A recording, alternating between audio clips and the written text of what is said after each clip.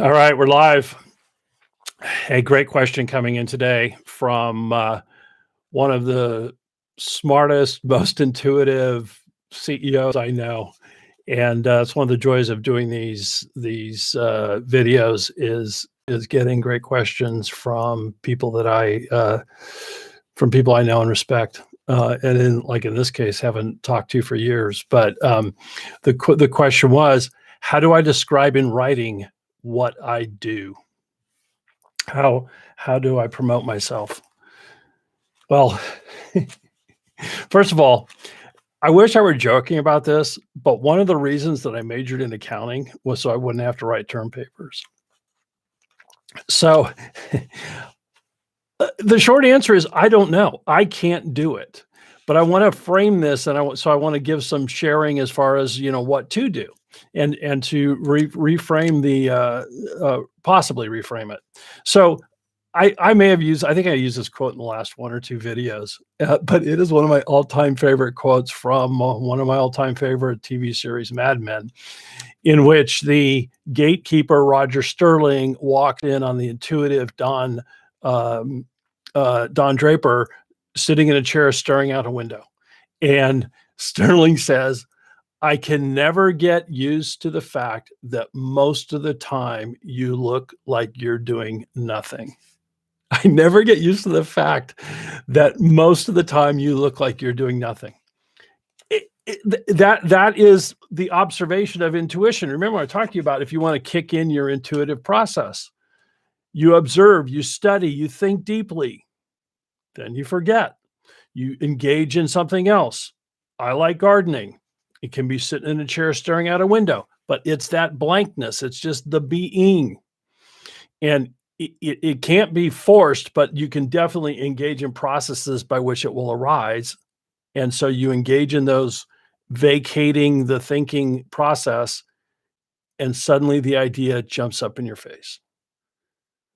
So now think in terms of trying to put that in writing and explaining it to someone, especially the 80% of the population that isn't intuitive. You're attempting to describe something that you can't describe, and even if you could, they can't understand. And so think in terms of you are a world-class comedian, and somebody says, where do you get your ideas from? Or you're a world-class, you're the greatest, you're Ted Williams, whoever, the greatest hitter in history. How do you hit the ball? Ted Williams was a terrible batting coach because even though he had all kinds of methodology, it just came naturally to him. So as soon as you're attempting to describe what you do, first of all, you're probably not equipped to do it. And second of all, they can't understand it. So then what do? You reframe the conversation. And the conversation is around what intuitives do. So if you recall, we talk about, extroverted intuition is exploration. It's seeing possibilities. It's seeing the whole world and making, combining skis, a lawnmower engine, and a tank treads to get a snowmobile. It's seeing those possibilities. And then introverted intuition is putting things in perspective and seeing how things connect in a system, in an inner world. And so that intuition, though, is for the sake of, and is anchored to those other four components, which are your judging functions, thinking and feeling. And so they're anchored in greater effectiveness, greater accuracy, greater harmony, greater authenticity, a commitment to that.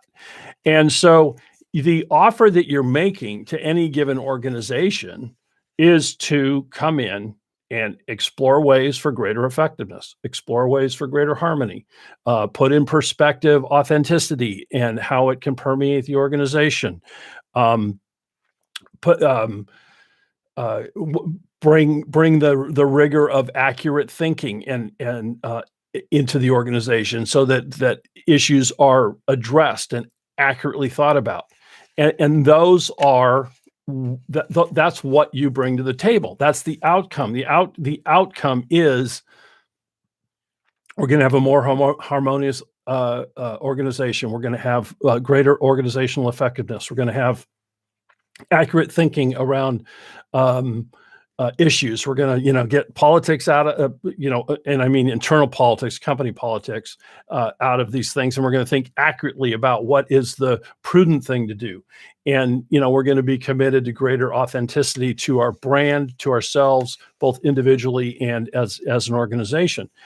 And so this brings us to the next challenge. Even when you express those things, many times, especially the bigger organization, the greater the likelihood is that you are dealing with a gatekeeper. In many cases, I can't tell you how many times I get called from the junior person in the HR department who sees that I'm like certified to administer DISC assessments. And it's like, hey, we'd like you to come in and give DISCs to everybody. Well, it's like calling a brain surgeon and saying, "Hey, do you have a scalpel? Could you bring your scalpel over here? I have a headache." They have made a determination that somehow this is what they need, when in fact, a lot of times, like in the case of a recent situation where I was asked to come in and administer DISCs to a very large number of people, the issue really wasn't administering the DISC, because the managers didn't know what to do with the information in the first place. And so the opportunity for the organization for greater effectiveness was to coach managers on better interviewing techniques and how to properly utilize, whether it's DISC, Myers-Briggs, whatever other kind of assessments. And like in this particular case, I was dealing with a very junior person who was just trying to, check boxes. And it was not even possible to have that conversation, let alone for me to put it in writing. And so, for my own, I do these videos for this reason. I cannot express to you in writing what I do. Like I said, I could put it in those 3 sentences of I observe, I vacate, idea comes.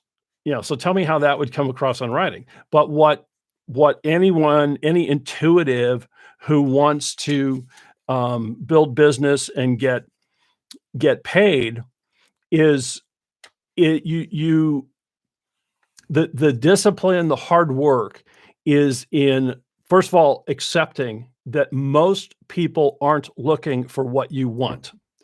And that's a universal truth. That's not just intuitives. If you're a hubcap salesman, most people aren't looking for a new hubcap. So the process of understanding that I'm a solution that very few people are looking for. I can see that I can be a solution for an enormous number of people, but very few can see that I'm a solution for that. And so the thing of putting in writing, I mean, a few decisions I made in my career, I don't try to put into writing and convince a bunch of gatekeeper, guardian, authority types that I can fix their problems.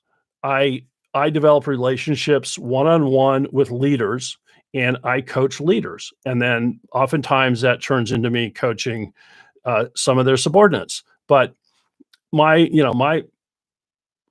don't know. Of course, I just turned this into something about me, but I'm just sharing that, like, I've been down that road. And so, for you intuitives who feel this frustration, one of the things I want you to get is some peace of mind of like, and there may be somebody that knows how to write it properly, but I'd rather that you have peace of mind that like, oh no, what I might do is I might use that as a filter. If people need this in writing, they may not be the people with whom I should be working, because I'm not sure they can understand it, even if I could explain it to them. So think in terms of, and this is not meant disrespectfully, but just think in terms of, well, if I can explain this to a 9-year-old, then my client or my prospect might be able to understand it. If I can't, then they probably are not a good fit. And so give yourself the peace of mind that you are this person that can bring greater effectiveness, greater accuracy, greater harmony, greater authenticity. And it's only when you can engage decision makers who can get that you have a shot at actually getting their business. I'm Robert J. Conley. Have a great day.